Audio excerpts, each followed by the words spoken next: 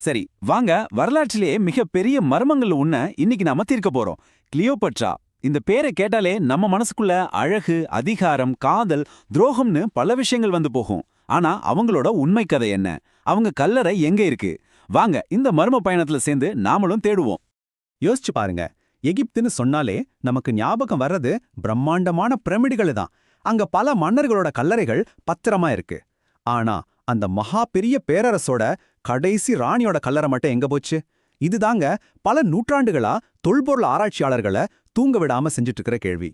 நூத்துக்கணக்கான வருஷங்களா உலகத்துல இருக்கிற தலைசிறந்த ஆராய்ச்சியாளர்கள் எல்லாம் தேடிட்டாங்க.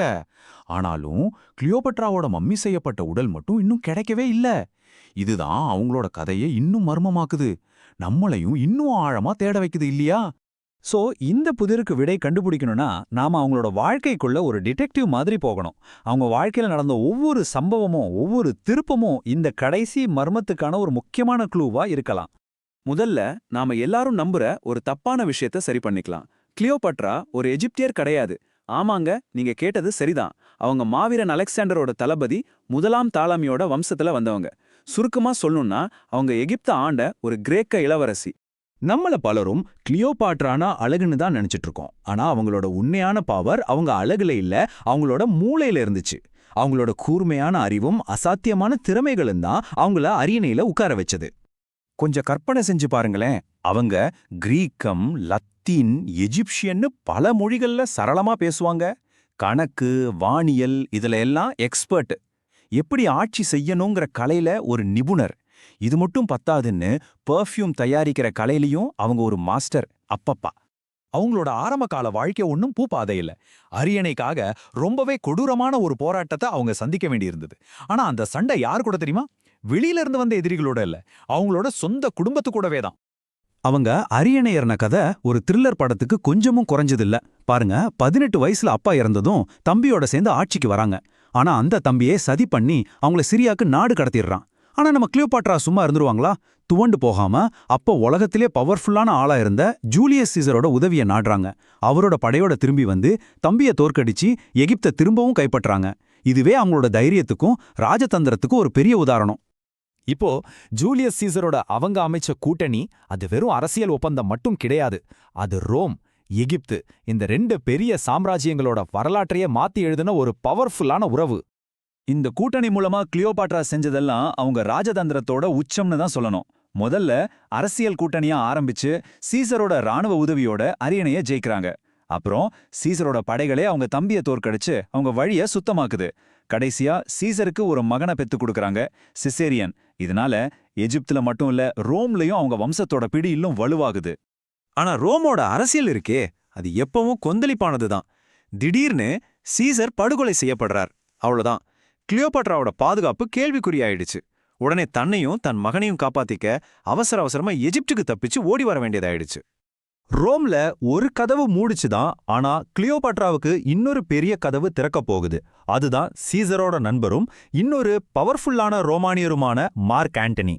அவரோட சேர்ந்ததுக்கு அப்புறம் தான் கிளியோபாட்ராவோட வாழ்க்கையிலேயே ரொம்ப சக்தி வாய்ந்த, ரொம்ப புகழ்பெற்ற காலம் ஆரம்பிக்குது.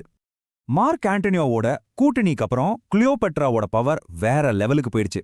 எகிப்தோட அளவே இல்லாத செல்வம் ஒரு பக்கம், ஆண்டனி மூலமா ரோம்ல கிடைச்ச செல்வாக்கு இன்னொரு பக்கம், கூடவே ஒரு பெரிய ராணுவ பலம். இதெல்லாம் சேர்ந்து அவங்கள மத்திய தரைக்கடல் பகுதியிலேயே ரொம்ப ரொம்ப சக்தி வாய்ந்த பெண்ணா மாத்துச்சு. அதிகாரத்தோட உச்சத்துல இருந்தப்போ அவங்க வாழ்க்கை ஒரு தேவதை மாதிரி தான் இருந்துச்சு. தன்னோட முகத்தையே நாணயங்கள்ல அச்சிட்டாங்க. பெரிய பெரிய புது கட்டிடங்களுக்கு தன்னோட பேரையே வச்சாங்க. தங்கம், வைரம்னு நெய்த ஆடைகளை போட்டிருந்தாங்க. இது எல்லாத்துக்கும் மேல மார்க் ஆண்டனியோட 3 குழந்தைங்கள பெத்து தன்னோட வம்சத்தை இன்னும் பெருசாக்கினாங்க. ஆனா இந்த சந்தோஷம், இந்த அதிகாரம், இந்த காதல் ரொம்ப நாள் நீடிக்கல. ஏன்னா ரோம்ல சீசரோட வளர்ப்பு மகன் ஆக்டேவியன் வளர்ந்துட்டு இருந்தான். அவனோட அதிகாரத்துக்கு இவங்க 2 பேரும் பெரிய தடையா இருந்தாங்க. அதனால ஒரு பெரிய கடைசி போர் வர்றது உறுதியாகிடுச்சு. கிமு 31. இந்த வருஷத்தை நல்லா ஞாபகம் வச்சுக்கோங்க. இது வெறும் ஒரு வருஷம் இல்ல, இது ஒரு சகாப்தத்தோட முடிவை குறிச்ச வருஷம். உலக வரலாற்றோட போக்கையே மாத்தின ஆக்டியம் கடற்போர் நடந்த வருஷம். ஆக்டியம் கடல்ல நடந்த அந்த போர்ல ஆக்டேவியனோட தந்திரமான போர் வியூகத்துக்கு முன்னாடி கிளியோபாட்ரா, மார்க் ஆண்டனியோட பிரம்மாண்டமான கப்பல் படைகள் எல்லாம் சின்னாபின்னமாகி போச்சு. ஒரே ஒரு தோல்வி அவங்களோட கனவு, ஆட்சி, காதல் எல்லாத்தையுமே அந்த கடல்ல மூழ்கடிச்சது. இந்த தோல்விக்கு அப்புறம் தான் நாம அவங்க வாழ்க்கையோட கடைசி, அதே சமயம் ரொம்ப ரொம்ப மர்மமான ஒரு பகுதிக்கு வரோம். இங்க தான் அவங்க மரணத்தோட மர்மமும் நாம ஆரம்பத்துல இருந்து தேடிட்டு இருக்கிற அந்த கல்லறையோட மர்மமும் ஒன்னா சேருது. அவங்க எப்படி இறந்தாங்கன்றதுல 2 விதமான கதைகள் இருக்கு. முதல் தியரி என்னன்னா, ஆண்டனிக்கும் அவங்களுக்கும் நடந்த ஒரு பெரிய சண்டைக்கு அப்புறம் ஆண்டனி அவங்கள கொன்னுட்டு தன்னையும் மாய்ச்சிக்கிட்டாருங்கிறது. 2வது தியரி, இதுதான் ரொம்ப ஃபேமஸ், ஆக்டேவியன் கையில கைதியாகி ரோம் தெருக்கல்ல அவமானப்படுறத தவிர்க்க ஒரு விஷப்பாம்பை வச்சு அவங்களே தற்கொலை பண்ணிக்கிட்டாங்கன்றது. இதுல எது உண்மை? அவங்க எப்படி இறந்தாங்கன்றதுல எவ்வளவுதான் குழப்பம் இருந்தாலும் பழைய வரலாற்று ஆசிரியர்கள் எல்லாரும் ஒரே ஒரு விஷயத்துல மட்டும் ரொம்ப உறுதியா இருக்காங்க. அது என்னன்னா, கிளியோபேட்ராவோட உடலும் ஆண்டனியோட உடலும் அவங்க காதலுக்கு அடையாளமா ஒரே கல்லறையில தான் அடக்கம் செய்யப்பட்டிருக்கு. இது நம்மள திரும்பவும் ஆரம்பிச்ச இடத்துக்கே கொண்டு வருது. சரி, அப்படின்னா அந்த காதல் கல்லறை எங்க இருக்கு? ஒருவேளை வரலாற்றோட இந்த மிகப்பெரிய காதலர்களோட கல்லறை எப்பவுமே ஒரு ரகசியமாவே இருக்கணும்னு இயற்கை முடிவு பண்ணிடுச்சா? எகிப்தோட கடைசி ராணியோட அந்த கடைசி ஓய்விடம் இன்னைக்கும் வரலாற்றோட மிகப்பெரிய தீர்க்கப்படாத மர்மமா நம்ம எல்லாரையும் யோசிக்க வச்சுட்டே இருக்கு.